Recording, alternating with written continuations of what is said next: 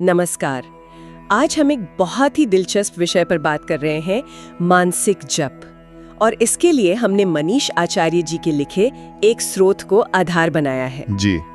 इसमें ईश्वर, प्रणिधान और भक्ति का जो एक अंदरूनी बहुत ही व्यक्तिगत रूप है, बिल्कुल उस पर काफी जोर है। बिल्कुल। तो कोशिश रहेगी कि इस स्रोत के जरिए हम समझें कि ये मानसिक जप असल में है क्या और इसे करते कैसे हैं। हाँ, और इस स्रोत बहुत साफ तौर पर हमें उस दिशा में ले जाता है जहां आध्यात्मिक अभ्यास बाहरी कर्मकांडों से हटकर पूरी तरह मन के अंदर सिमट जाता है। अच्छा जी, लेखक साफ कहते हैं कि आपकी मानसिक स्थिति, आपका ईश्वर के साथ वो जो अंदरूनी जुड़ाव है, वही सबसे जरूरी है, बाहरी चीजें नहीं।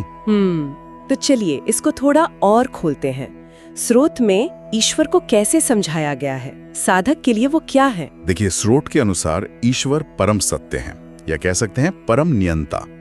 और प्रणिधान ये शब्द काफी सुना जाता है। हाँ, सुना तो है। यहाँ इसका मतलब है ईश्वर के प्रति एक गहरा मानसिक समर्पण, मन से जुड़ना। अच्छा। और मजे की बात यह है कि लेखक जोर देकर कहते हैं कि यह समर्पण कोई बाहरी दिखावा नहीं होना चाहिए, जैसे वो गला फाड़कर चिल्लाना या भीड़ इकट्ठा करना, वो सब नहीं। हाँ, ये बात तो उन्होंने साफ लिखी है। बिल्कुल।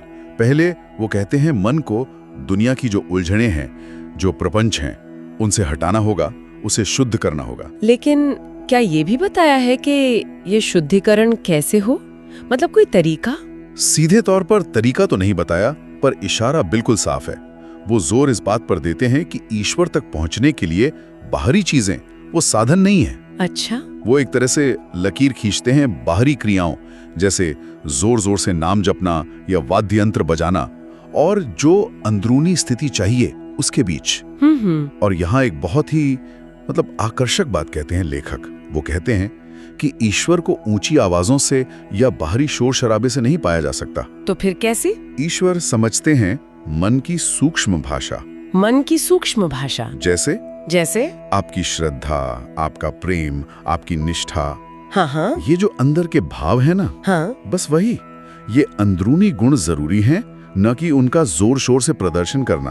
कहते हैं ना, ईश्वर भाव के भूखे हैं, बाहरी आडंबर के नहीं। वाह, ये तो बहुत गहरी बात है। मतलब बाहरी कर्मकांड, आवाजें, ये सब एक तरह से गौण हो गए। जी, इस स्रोत के अनुसार तो बिल्कुल।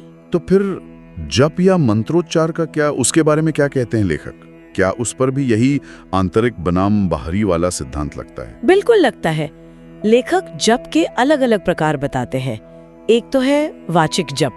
वाचिक मतलब बोलकर? हाँ, जोर से बोलकर मंत्र पढ़ना। फिर इसी का एक और रूप है उपांशु जप। इसमें होंठ तो हिलते हैं, पर आवाज इतनी धीमी होती है कि बस खुद को ही सुनाई दे, या शायद वो भी नहीं। अच्छा, फुसफुसाने जैसा। हाँ, कुछ वैसा समझ लीजिए। और फिर तीसरा आता है मानसिक जप। इसमें मंत्र केवल मन में चलता है, बाहर कोई आवाज नहीं, कोई होंठ नहीं हिलते, सिर्फ मन में। जी।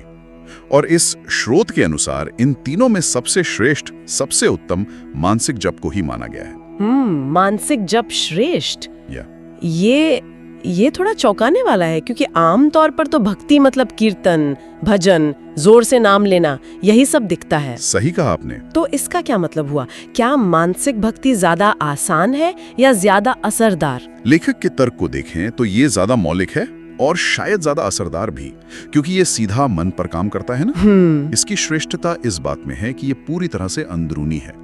इसके लिए आपको कोई खास कपड़े नहीं पहनने, कहीं खास जगह पर नहीं जाना, कोई माला या सामग्री नहीं चाहिए। कुछ भी नहीं? कुछ भी नहीं। बस ईश्वर की मानसिक स्वीकृति, मन में उनको मानना और उन पर ध्यान लगाना, बस इतना काफी है। अच्छा। तो एक तरह से देखिए, ये आध्यात्मिक अभ्यास को सबके लिए संभव बना देता है। आपकी जीवन शैली कैसी भी हो, हालात कैसे भी हो, आप ये कर सकते हैं। सही बात है। सारी शक्ति वो व्यक्ति के अपनी मानसिक अवस्था में है, किसी बाहरी चीज में नहीं। कमाल है। यानी सबसे शक्तिशाली जप वो है जो शायद किसी को सुनाई भी न दे, बस मन में चल रहा हो। बिल्कुल। ये तो वाकई भक्ति और अध्यात्म को देखने का एक बिल्कुल अलग नजरिया पेश करता है। बिल्कुल। तो अगर हम इस पूरी चर्चा को समेटें तो मुख्य बातें क्या निकल कर आती हैं? हाँ, तो सार ये है कि ये जो स्रोत है मनीष आचार्य का, ये हमें बताता है कि सच्चा समर्पण यानी प्रणिधान और सबसे असरदार जप यानी मानसिक जप, ये पूरी तरह से एक अंदरूनी, एक मानसिक प्रक्रिया है। ये बाहरी कर्मकांडों और दिखावे से बिल्कुल अलग है और उनसे कहीं ज्यादा महत्वपूर्ण, शायद शक्तिशाली भी। बिल्कुल। इसकी नींव क्या है?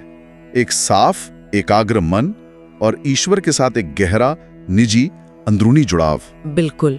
और इस पूरी बातचीत से मेरे मन में एक सवाल आ रहा है सोचने के लिए। जी बताइए।